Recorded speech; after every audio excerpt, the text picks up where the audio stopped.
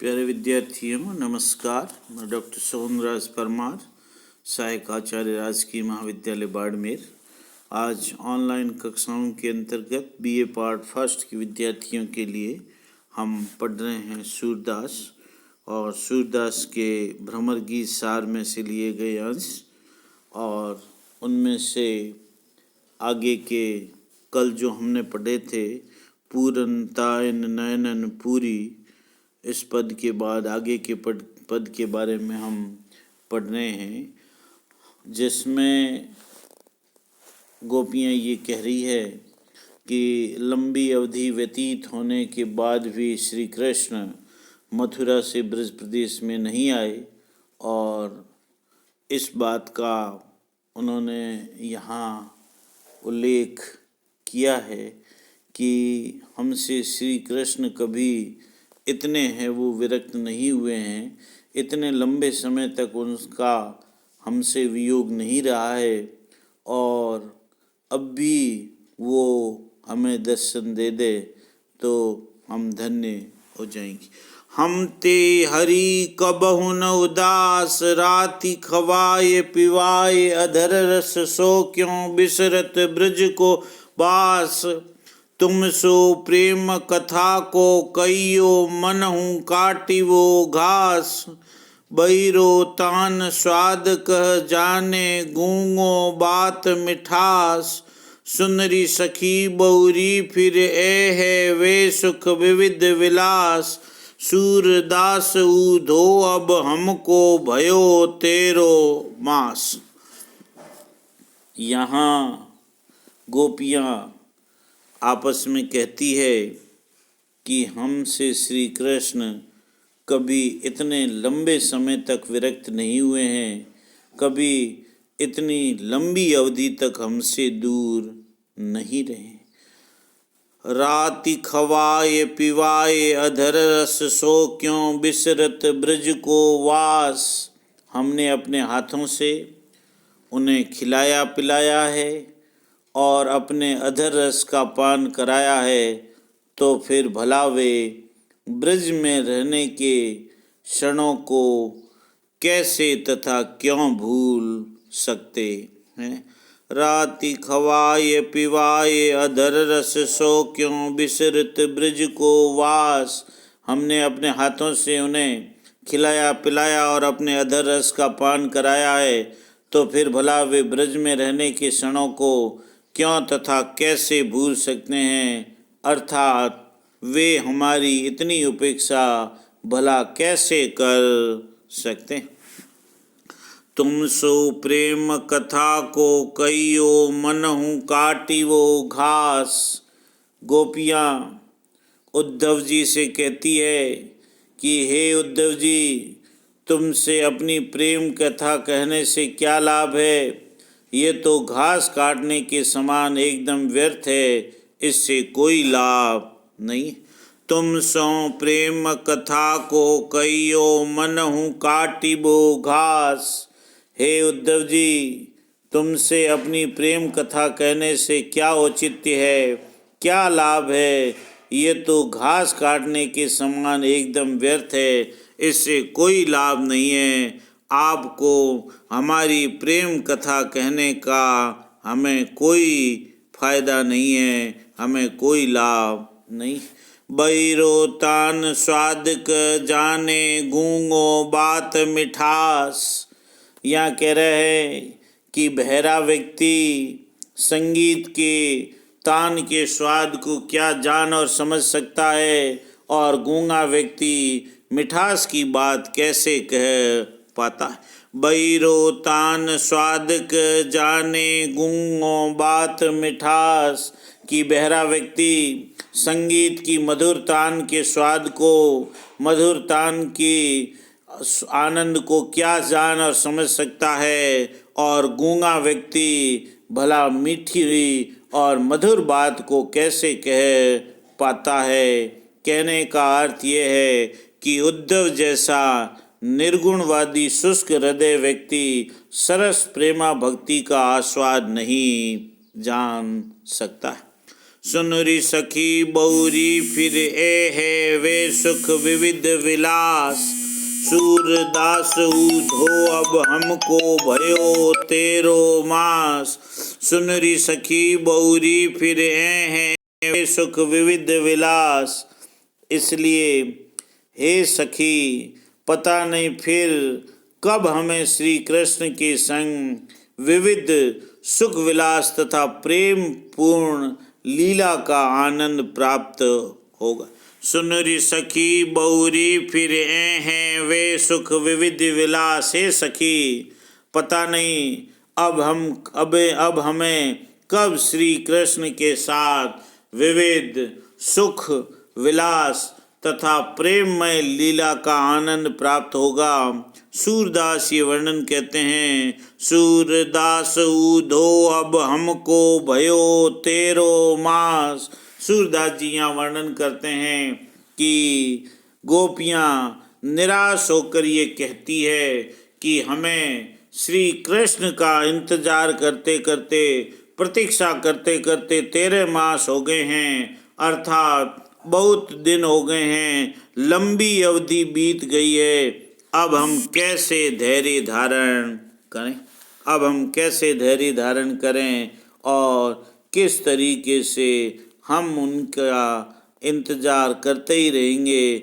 यहाँ गोपियों की एक निष्ठ प्रेम भावना और व्यवस्था तथा उद्धव जी के अविवेक को दर्शाया गया है। अनुप्रास और दृष्टांत अलंकार है। तेरो बुरो को न को माने रस की बात, मधुपनी रस सुन रसिक होत सो जाने। दादुर बसे निकट कमलन की जन मन रस पहचाने। अली अनुराग उड़न मन बांध्यो कहे सुनत नहीं काने। सरिता चले मिलन सागर को कूल मूल द्रुम भाने। कायर बके लोहते भांजे लरे जो सूर बखाने। तेरो बुरो न को माने। यहाँ उद्धव के निर्गुण ज्ञान के उपदेश को सुनकर गोपियाँ उस पर आक्षेप करती है और यहाँ उनकी व्यंग्यपूर्ण बात का वर्णन किया गया है। गोपियाँ कहती है, तेरो बुरो न को माने। गोपियाँ कहती है कि हे उद्धव जी, हम तुम्हारा ऐसा कटु नीरस निरर्थक वचन सुनकर भी बुरा नहीं मानती। तेरो बुरो न को माने। हे उद्धव जी, तुम्हारे द्वारा नीरस इस निर्गुण निराकार ब्रह्म की जो बात की जा रही है उसको सुनकर हम किसी तरह बुरा नहीं मानती है। रस की बात मधुपनी रस सुन रसिक होत सो जाने। हे भ्रमर, रस की बात, प्रेम की बात को भला नीरस व्यक्ति कैसे समझ सकता है। सुनो, जो रसिक एवं प्रेम भावना वाला होगा वही सरस प्रेम की बातें जान और समझ सकता है। करें रस की बात मधुपनी रस सुन रसिक होत सो जाने। हे भ्रमर, रस की बात को नीरस व्यक्ति कैसे समझ सकता है। जरा सुनो, जो रसिक और प्रेम पूर्ण भावना वाला होगा, प्रेमी व्यक्ति होगा, वही सरस प्रेम की बातें जान समझ सकता है। नीरस व्यक्ति को प्रेम की बातें कैसे समझ में आ सकती है। दादुर बसे निकट कमलन के जन मन रस पहचाने। दादुर यानी मेढक। मेढक जन्म भर कमल वन के निकट रहता है और कमलों अर्थात कमलों की उत्पत्ति वाले जलाशय में रहता है, परंतु वह कमलों के रस को नहीं पहचानता है, कमलों के महत्व को नहीं पहचानता। दादुर बसे निकट कमलन के जन मन रस पहचाने। मेढक जन्म भर ऐसे तालाब में रहता है जो कमल से भरा हुआ होता है, कहने का अर्थ है कि कमलों की उत्पत्ति वाले जलाशय में रहता है, परंतु वह कमलों के रस के महत्व को नहीं जानता है, कमलों के रस को नहीं जानता। अली अनुराग उड़न मन बांध्यो, कहे सुनत नहीं काने।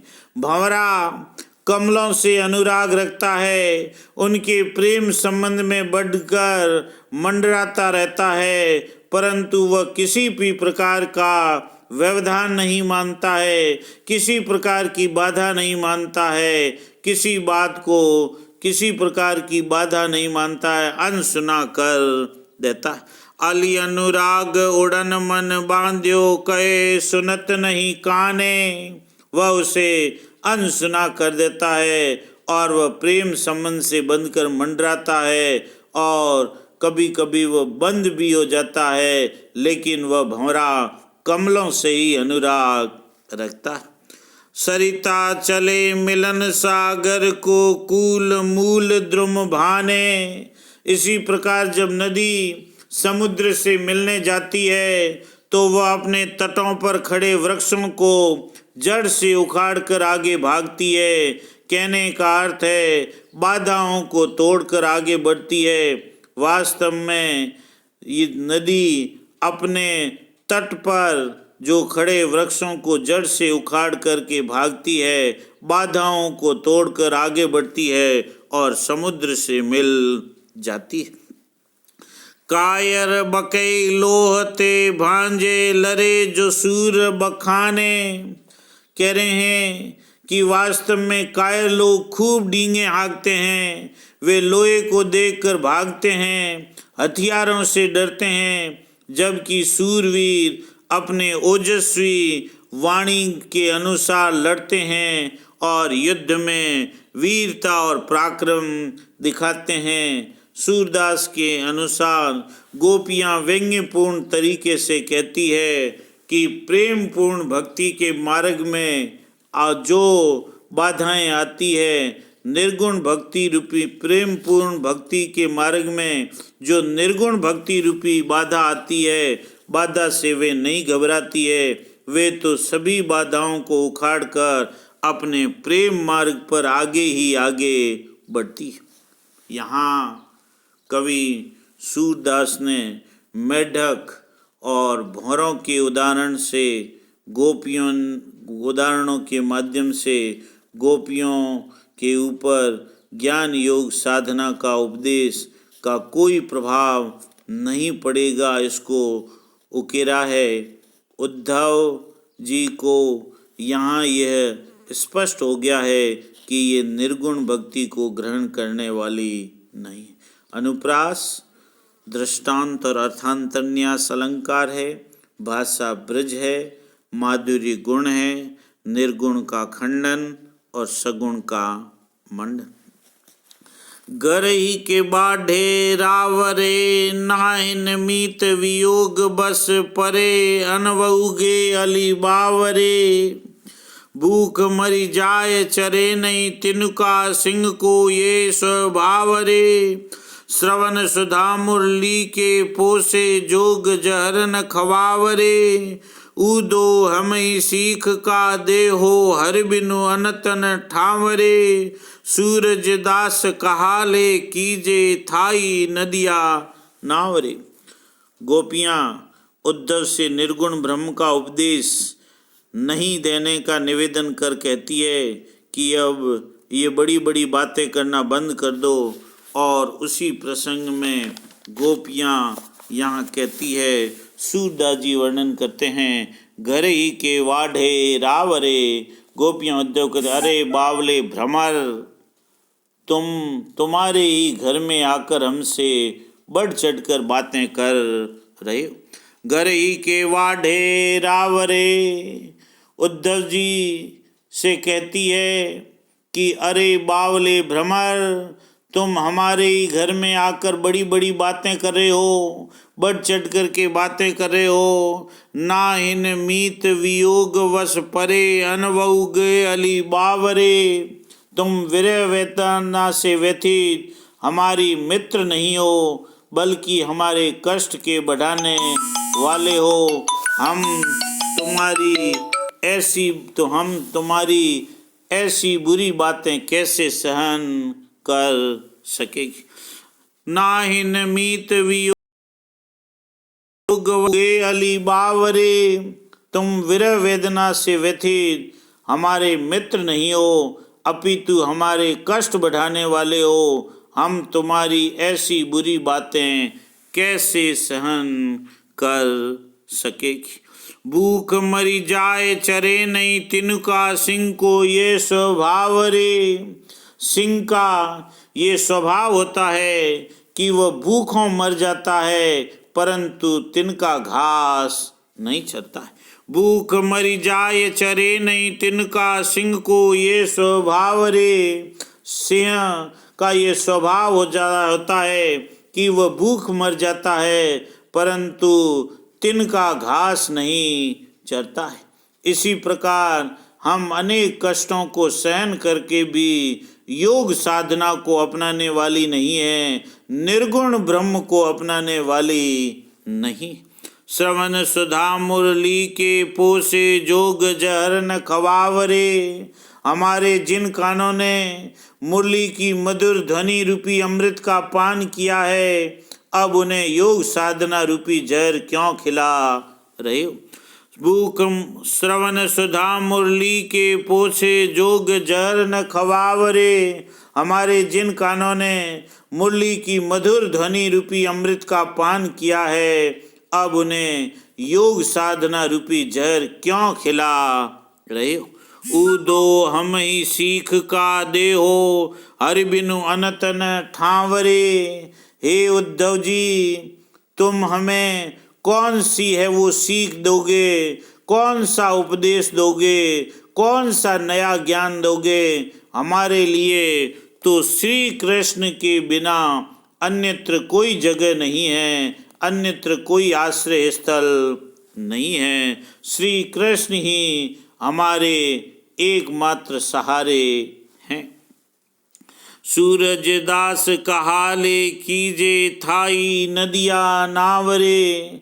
सूरदास जी कहते हैं कि गोपियां यहाँ कह रही है कि हे उद्धव, तुम अपनी निर्गुण ब्रह्म रूपी नाव लेकर हमारे हृदय रूपी यथा नदी की था कैसे लोगे। कहने का अर्थ यह है कि तुम्हारे ज्ञान योग एवं निर्गुण ब्रह्म उपासना से संबंधित सारे उपदेश हमारे हृदय पर कोई प्रभाव नहीं डाल सकेंगे। इसलिए तुम हमारे सामने इतनी बड़ी बड़ी बातें मत करो। वियोग के कारण हम ये तुम्हारी बात सहन करने में असमर्थ है।